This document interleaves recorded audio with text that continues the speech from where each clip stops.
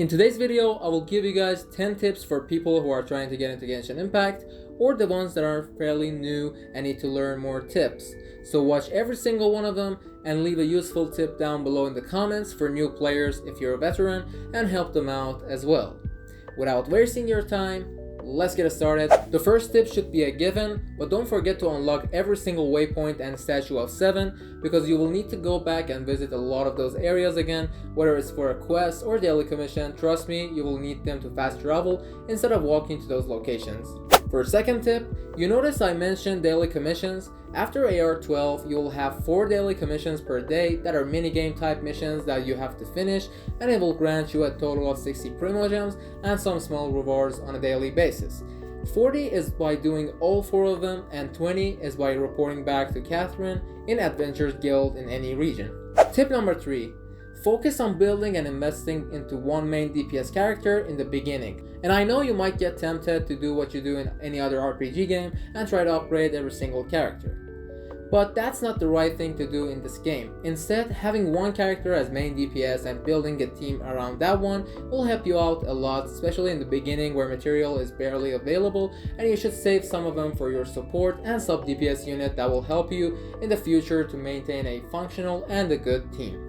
Tip number 4. Learn all the elemental reactions. A major part of this game is the interactions between every element when combined with one another, and what it does is that it enhances your damage quite a lot depending on the reaction that you can achieve, since there's quite a few of them, and talking about every single one in this video would get boring and I don't want to do that to you guys.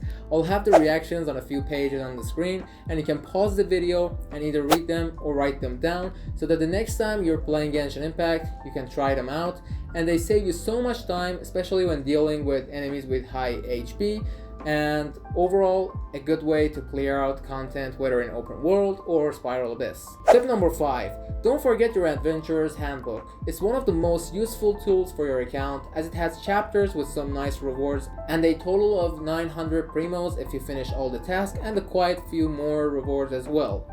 But there's more. You can track down domains, daily commissions, bosses, and mobs around the world of Teyvat, which will help you find them easier and grab the materials that you're going to need, which is a time saver, and no matter if you're a new player or an old player, it will help you out a lot. Tip number 6. I know there's quite a lot of world and random quests in Genshin Impact, and you might get overwhelmed by the amount of them and you don't know where to start. I would highly suggest starting off with archon quests, since those are the most important ones in progressing the story and unlocking a lot more in Genshin Impact. And alongside that, you can also do story quests for each character that will be available when you're going through archon quests, and sometimes both are necessary in order to progress through the story. But world quests are mostly boring and I wouldn't advise doing all of them.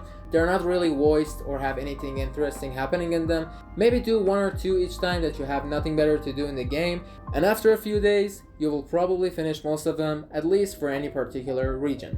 Tip number 7.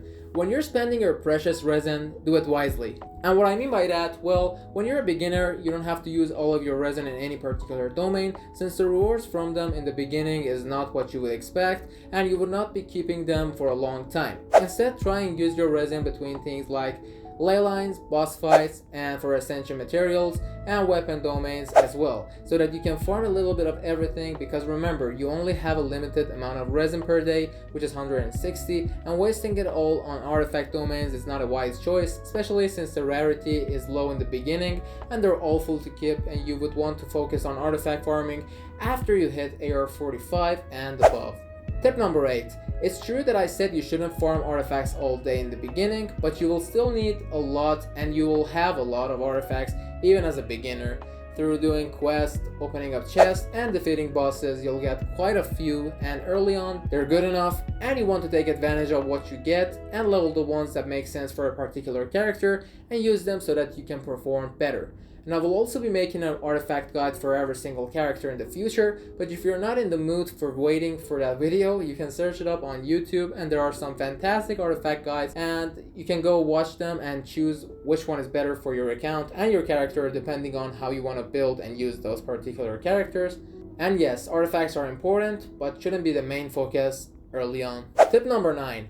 Exploration is important, and Hoyoverse has done a great job at giving you a great looking colorful open world with a lot to uncover. And whether you're a veteran player or a new one, you will usually have somewhere that is not explored yet, and in 2023, having 5 different regions without counting Enkanomiya and Underground and Chasm, you will have so many unexplored places that will help you find so much materials and primo gems, because in every single area there's a sea of chests that can be found, whether by doing any sort of challenges, puzzles, or simply defeating a group of enemies. You can obtain them and save them up for your favorite character to wish for their banner in the future. Tip number 10. Don't wish on every single banner, especially if you're a beginner. And the reason for that is, since you're a beginner, you don't have all the regions unlocked, and the limitation may prevent you from upgrading the characters that you wish for. For example, the Electro Archon Raiden Shogun is a fantastic character for any account to have, but avoid her if you've just begun, because for a long time you will not be able to go to Inazuma and grab those materials. Instead, try and get characters that are from Mondstadt and Leeway, which are available early on in the game, and you will easily grab their materials for the most part until you get to higher ARs and open every single region, and then you can wish for whoever you like. If you like this video and want to learn more tips and a lot more content about Genshin Impact, consider subscribing and liking the video so that the algorithm notices me. And let me know down below in the comments if you have any suggestions or something that you want to see in the future. And with all that being said, have a good day or night, and peace.